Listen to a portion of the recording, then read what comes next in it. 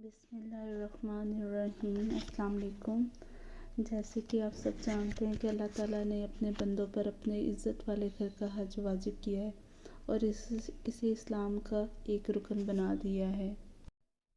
اس لیے ہمیں چاہیے کہ جس پر حج فرض ہو چکا ہے اس نے اب تک حج نہیں کیا تو اس کو حج کے لیے جلدی کرنی چاہیے۔ حج اور عمرہ زندگی میں صرف ایک مرتبہ فرض ہیں، جیسا کہ حدیث میں ہے۔ رسول اللہ صلی اللہ علیہ وسلم کا ارشاد ہے، حج ایک مرتبہ فرض ہے، اس سے زیادہ ہو تو نفل ہے۔ جب ہم ٹریننگ پہ گئے تو انہوں نے ہمیں عمرے کی نیت کرنا سکھایا، احرام باندھنا سکھایا۔ عمرے کی نیت انہوں نے بولا کہ لبیک عمرہ یا اللہم لبیک عمرہ آپ لوگ پڑھیے گا، یا بالکل اپنی اردو زبان میں آپ لوگ پڑھ لیجئے گا کہ اے اللہ میں عمرہ کی نیت کرتی ہوں، اسے میرے لیے آسان فرما، قبول فرما۔ اور جب میقات آئے تو تب لبیک ان لفظوں میں پکاریں، لبیک اللہم لبیک، لبیک لا شریک لک لبیک، ان الحمد والنعمت لک والملک لا شریک لک۔ اسے تلبیہ بھی کہتے ہیں، اور یہ ہم بیت اللہ تک پہنچنے تک کثرت سے ہمیں بولا گیا تھا کہ آپ لوگوں نے پڑھنا ہے۔ تو جب ہم بیت اللہ پہنچے تو ہم نے تلبیہ جو ہے یہ پکارنا بند کر دیا تھا۔ پھر جب ہم مسجد حرام پہنچے تو ہم نے اپنا دایاں پاؤں آگے بڑھایا اور مسجد میں جانے کی دعا پڑھی، یہ اوپر بھی لکھی ہوئی تھی، اللہم افتح لی ابواب رحمتک، اور یہی مسجد میں داخل ہونے کی دعا ہے، اور یہ دعا ہم مسجد حرام میں داخل ہونے وقت بھی پڑھیں گے۔ پھر ہم نے جب خانہ کعبہ کو دیکھا پہلی نظر میں تو ہمیں بولا گیا تھا کہ آپ وہ دعا مانگیے گا جو آپ کے دل کے بہت نزدیک ہو اور وہ لازمی قبول ہوتی ہے، اور ہم نے وہی دعا کی۔ پھر ہم حجر اسود کے سامنے آ گئے اور بسم اللہ اللہ اکبر کہہ کر اشارے سے جو ہے وہ استلام کیا۔ تو اس طرح 8 استلام ہو جاتے ہیں، ایک شروع والا، اور پھر ہر چکر کے بعد استلام کرنا ہوتا ہے۔ اور جب ہم پہلے 3 چکر میں یہ میرے ہسبینڈ نے رمل کیا تھا، یعنی کہ تیز رفتار سے چلے تھے۔ پھر جب حجر اسود آ جاتا تھا تو پہلا چکر ختم ہو جاتا تھا اور جو ہے وہ دوسرا چکر سٹارٹ ہو جاتا تھا۔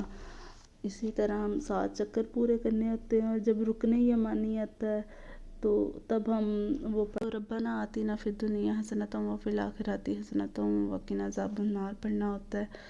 تو 7 چکروں میں کوئی بھی دعا پڑھ سکتے ہیں، زیادہ تر لوگ وہ تیسرا کلمہ پڑھتے ہیں، میں کہ سبحان اللہ پہلے چکر میں، الحمدللہ دوسرے چکر میں، لا الہ الا اللہ تیسرے میں، اللہ اکبر چوتھے چکر میں، اور 5ویں چکر میں لا حول ولا قوۃ الا باللہ العلی العظیم، اور چھٹے میں نے درود شریف پڑھ لی تھی، اور 7ویں میں استغفر اللہ استغفار کی تسبیح کی تھی تاکہ مجھے ڈاؤٹ نہ ہو، اور ویسے بھی وہ کاؤنٹر بھی ہوتا ہے آپ کے پاس، ڈاؤٹ ہوتا نہیں ہے۔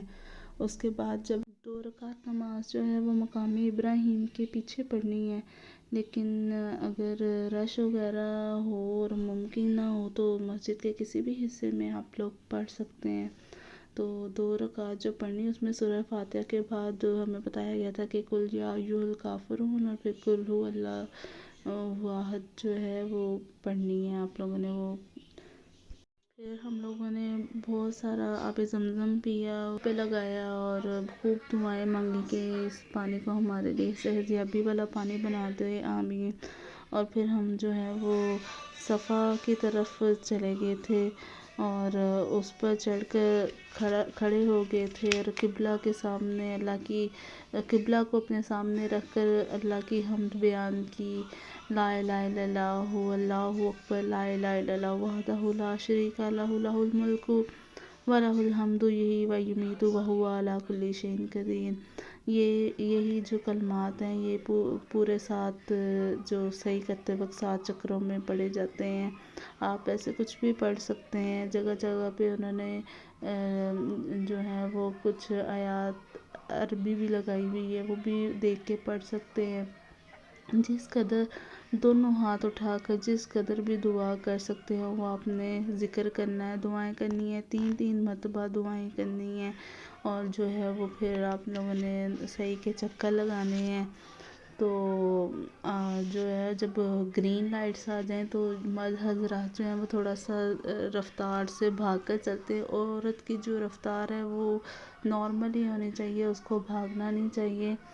تو جب آپ کے 7 چکر کمپلیٹ ہو جائیں گے ایک صفا کی طرف پھر مروہ کی طرف جو واپس آتا ہے وہ دوسرا چکر کہلاتا ہے۔